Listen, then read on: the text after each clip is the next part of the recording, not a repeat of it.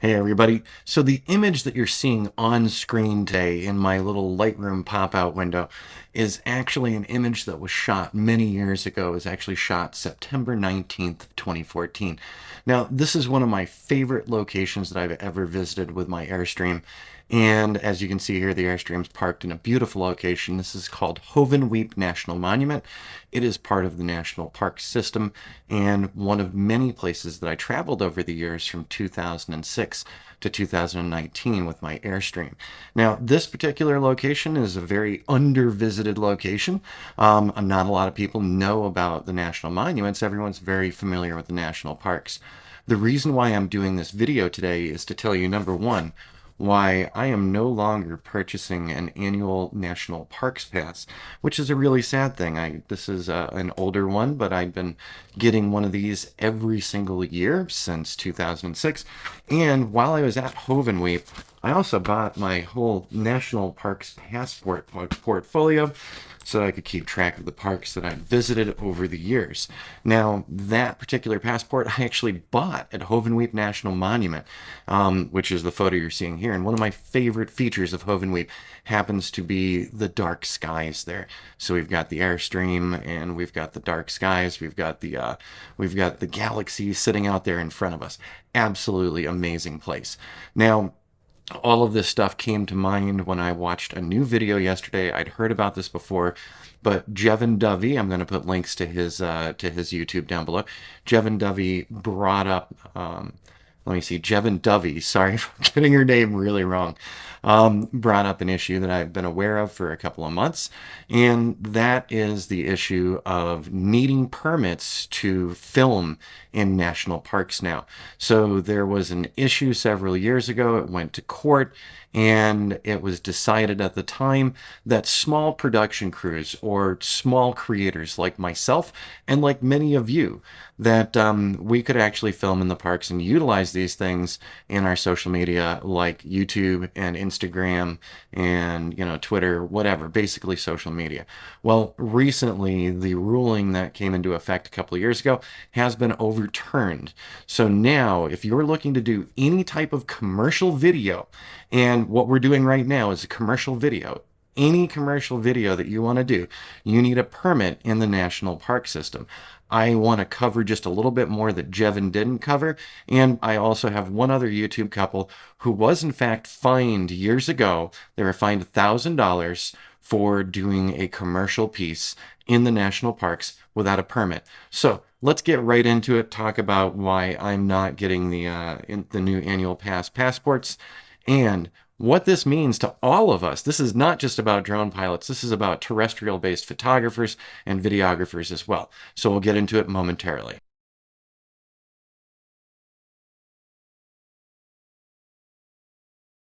All right, everybody. So usually I don't regurgitate information that other channels have put out, but I thought in this case today, this is really important. And this actually really winds me up. So I want to make sure that my audience here knows about this as well. So most of the people on this channel are familiar with drones, the drone services we do, and the fact that I am a Part 107 certified drone operator per the FAA. And the drone operations that I do are commercial, and there are also recreational flyers out there as well. But one of the things that I want to talk about is what is commercial at this point, and it seems to me that everything is becoming commercial. So I do have a monetized channel. I'm going to tell you something really amazing here, so a lot of YouTubers don't share, but I will tell you, I average about $100 a month from YouTube ad revenue. So that's $1,200 a year. As we get into the story, we're going to talk about a couple that was fined $1,000 for one video. Could you imagine if you did a couple of videos? It's not worth being monetized on YouTube now, is it? So yesterday I saw Jevin Dovey's video that he put up several days ago. And like I said, I knew about this quite some time ago that the ruling had been overturned, because I also follow a bunch of RVers who visit the national parks and other amazing places, full-time RVers raising their families on the road, or retirees traveling the country, showing things off, telling us wonderful stories here on YouTube and other locations. Well, now they're going to have to go through some extra jumps in order to be able to put these types of things out on YouTube. Basically, bottom line, if you're doing any kind of commercial work whatsoever, and that includes YouTube for $1,000 a year or $1,200 a year, that's enough to push it over. You need a permit in the national park system. So Jevin goes through the whole story behind this, and in the end, is concluding what I'm getting to as well, which is, number one, one guy with a, let me see here. One guy with an Osmo Mobile 6 and an iPhone is apparently a commercial production crew. So with that in mind, any of us who are producing content for YouTube or Instagram or TikTok, if it's monetized, you could be subject to fines. So Jevin went through, talked about filming and still photography permits, and this is actually from the National Park Service.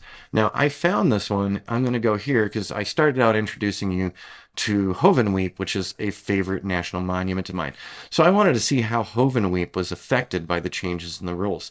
So I went to the Hovenweep National Monument website. So this is not a national park. This is a national monument. There are some distinctions between these. There are a lot of national monuments to visit in the Southwest, Arizona, New Mexico, Colorado, and Utah. Some amazing places. Some that are national parks, some that are national monuments, some that are just Forest Service, some that are BLM. Does this affect all of them? I don't know. It's not clear in the information that they're giving out. So under special use permits for Hovenweep, they've got an alert in effect. The Cutthroat unit is currently closed. So that's one of multiple ancient towers sitting out in the Utah, New Mexico, Colorado, and Arizona, right in the Four Corners region. So what I wanted to show you, special use permits, they do have a button for commercial filming and photography. When you click that button on commercial filming and photography, it brings you to the National Park Service. So this is National Park Service. So my understanding and just seeing that Hovenweep links over to the National Park Service says to me that these rules probably apply there as well. And I got to say, that really sucks. This is it's an undervisited location, as are a lot of the national monuments. We've been to a lot of national monuments over the years. And while we're talking about this, let's just go ahead and pull this up while we're talking about this. I am looking at Cottonwood Canyon Road right now. This is part of the Grand Staircase Escalante National Monument. Done a lot of photography out there over the years and had a lot of fun. This is not a dramatic scene, but this is part of the national monuments. So if I was doing video out here, would this be considered commercial video that then I would have to get a permit from? Let's arrow back. So here we are near the north rim of the Grand Canyon. The south rim is psychotically overvisited. The north rim, because of its location and ways to access it, it's an extra long drive, so most people will never get here and see this. One of the big things I liked doing on my channel years ago was sharing my travels with people. I had a full-time daily travel blog showing the places and people I met along the way, traveling with my Airstream.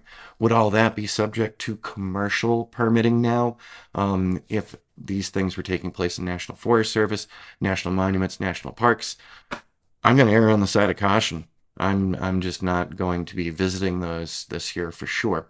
And until a more clear definition of commercial comes up, because this is going to be fought further, I'm sure.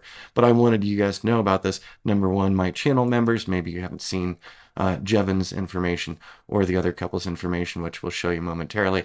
But either way, I wanted to share it with you here because I'm outraged. So from the north rim of the Grand Canyon, unedited, this is not a heavily changed one. We could tweak this a little bit and this would be gorgeous, but I'm in the National Park Service. I'm taking a photograph. So was I taking the photograph commercially? Was I taking the photograph as a hobbyist? I don't know if it ends up on social media. All of social media is, in fact, monetized. That's why they like us posting on their platforms, because then advertisers will give them money because we, the creators, make their platform possible. So if we, the creators, stop creating national parks, national monuments, Forest Service, BLM, there's going to be a lot of stuff cut out of these travel blogs. And so just another lone mailbox near the North Rim. I don't know why, but this image just jumped out at me years ago. So I'm actually outside of the national park at this moment. We're right to the north of the park boundary, and we're camping in a really nice location and sunset on this particular trip. And also the aspens, and some views looking south from the North Rim of the Grand Canyon. So anyways, at this point now, this is affecting everyone. This is not just about drone pilots. This is not just about having a Part 107 permit. All of us as drone pilots know we are not flying and filming in the National Park Services. That's a no-no. We're not allowed to do that. So we're very aware of that thanks to learning about the Part 107. And so this is not a drone shot. This is a shot, I think, with a Canon 5D Mark II or a Canon 7D based on the ground. But now it sounds to me, at least, like Part 107 has just been foisted onto any visitors of the national park system, because now you are a commercial videographer. Whether or not you knew that, whether or not you feel like an amateur, if you're on a monetized channel at all, you're commercial. You could be subject to fines. Now, can you get permits? Yes, you can absolutely get permits.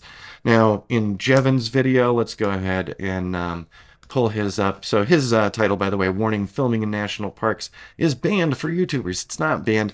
This is kind of a, grab your attention title.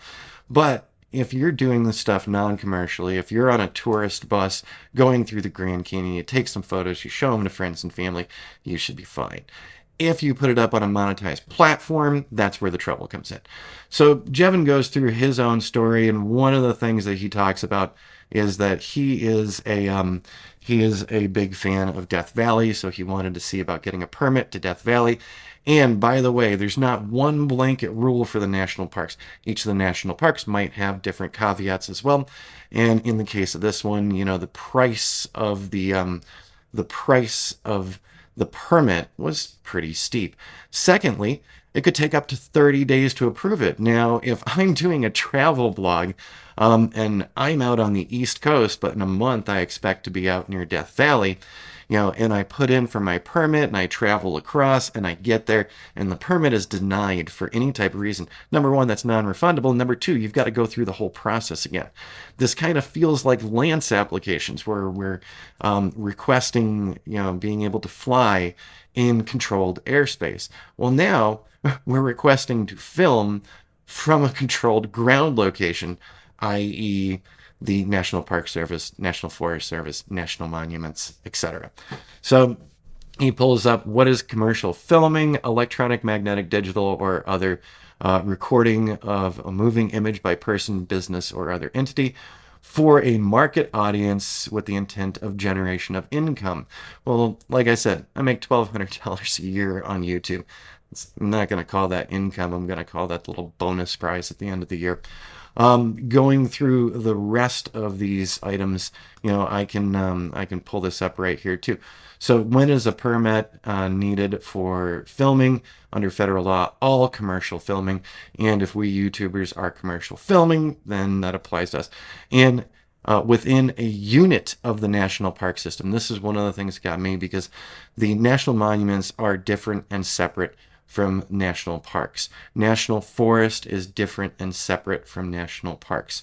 BLM camping areas, there are some amazing long-term visitor areas in the Southwest where you can take your RV and stay as cheap as $1 a day. That is still under the federal government, Bureau of Land Management. Are they going to consider filming commercial as well? So if you can't tell, I'm wound up about this and I don't want to go on and on for you guys. But bottom line, you need to go read through this for yourselves. In Jevin's video here, he actually takes us, let's get to how do I apply for a permit. So he went to get into applying for a permit, And let's see here. So for Jevon's example, he starts talking about Death Valley and, how far in advance he needs to request a permit. So they're requiring 30 days from the date of your application to issue a permit. Please plan accordingly. I'm sorry, but folks who are traveling through the national park system, traveling through our country, pre-planning 30 days out for a maybe, this does not work. So I wanted to get further along. He actually shows you some of the maps of where you can and can't film, where you're getting that permit for, and it's ridiculously confined. I'm going to go ahead and close his, and I just also want to put up, and we're going to put it down in the show notes below. So this was Kara and Nate, and they were travel vloggers, and they actually got hit with a $1,000 fine for filming in the national park. So it changed a lot, and this video is from over a year ago of theirs. But like I said, things changed. There was a hold on this for a while. We were allowed to do this. And then last year, I think it was October of 2022, that court ruling was overruled, and it's back to where it was before, which means commercial filming, you need permits, period, end of story. Now, that brings me back to the U.S. National Parks Pass. I use the Parks Pass every year. We're surrounded by national forest here in Prescott, Arizona. Granite Mountain, an absolutely beautiful place where a lot of my friends are out mountain biking every single day in the forest lands. And my big question, they've got GoPros, they've got YouTube channels, they've got small YouTube channels that are monetized like me. Barely a drop in the bucket, for what some of these bigger channels are doing. But still, it's not like we're really making big money off the YouTube channels. For the high-end channels, sure, absolutely, those guys are making some money. But it's not as big as you think. And now being subject to a fine if you filmed in the wrong place, what do you think is going to happen to my mountain biker friends who are posting things on YouTube? That is National Forest Service. Is National Forest Service covered in this? Well, I actually pulled up a YouTube search really quickly. I want you to do your own research, like I said. Film permits. Anyone wishing to film on National Forest System lands must obtain a special use permit from the Forest Service. So, we've got mountain bikers up, tearing up the tracks, having a great time, impacting, low impact, but impacting the forest scene as well.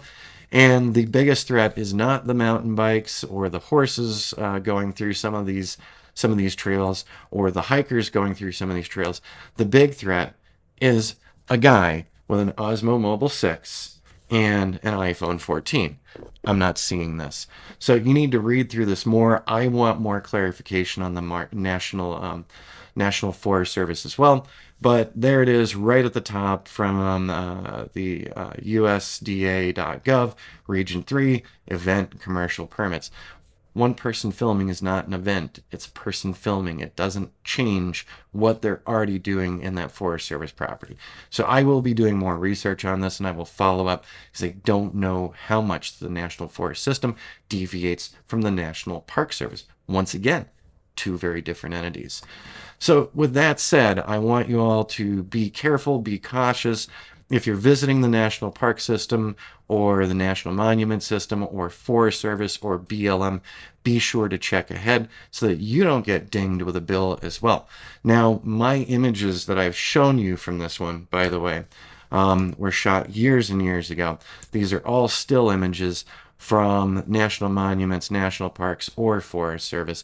I'm hoping that this is considered editorial and that I don't get a fine for years ago, over a decade ago, taking some of these images. This is part of the Vermilion Cliffs National Monument. It's a place called White Pocket, and it is an incredibly beautiful location that I've spent a lot of time in over the years. White Pocket is outside of the National Monument System, but is in the BLM. So are we good for these photos? Well, I'm not selling these photos to you, but they are part of this overall video that can be considered commercial.